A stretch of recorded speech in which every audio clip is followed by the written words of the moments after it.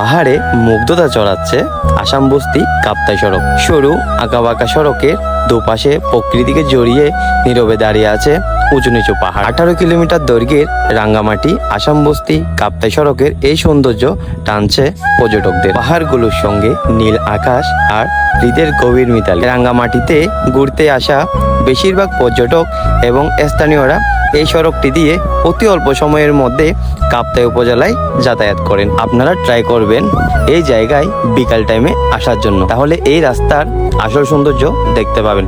আমরা এখন যাচ্ছি বেড়ানে লেক কাপ্তাই। রাঙ্গামাটি জেলার মগবান ইউনিয়নের বোরদম বাজার এলাকায় অবস্থিত বেড়ানে লেক কাপ্তাই। 2006 সালে হিলুল চাকমা ও তার 3 বন্ধু মিলে বেড়ানে লেক শুট ক্যাফে চালু করেছিলেন। শুরুতে এতটা জনপ্রিয় না হলেও বর্তমানে পর্যটকদের কাছে অনেক জনপ্রিয় বেড়ানে লেক। এই লেকের কটেজ থেকে প্রাণ ভরে উপভোগ করা যায় প্রকৃতির অপূর্ব সৌন্দর্য।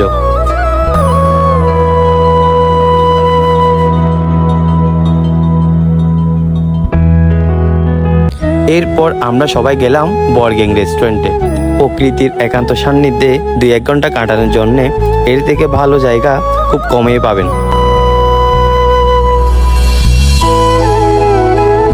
বরগ্যাং রিসোর্টে খাবারের অর্ডার আগে থেকেই দিয়ে রাখতে হয়। বাঁশ ও কলাপাতার মধ্যে মাছ কিংবা মুরগি রান্না এখানকার প্রধান খাবার। বলতে গেলে এই রেস্টুরেন্টে পাহাড়িদের সব ধরনের খাবারই পাওয়া যায়। এখানে ডিমের একটা আইটেম আছে ডিম হ্যাবাং নামে, ডিম কলাপাতার মধ্যে রান্না করে। এই রিসোর্টে আসলে অবশ্যই এদের ডিম হ্যাবাংটা ট্রাই করে দেখবেন।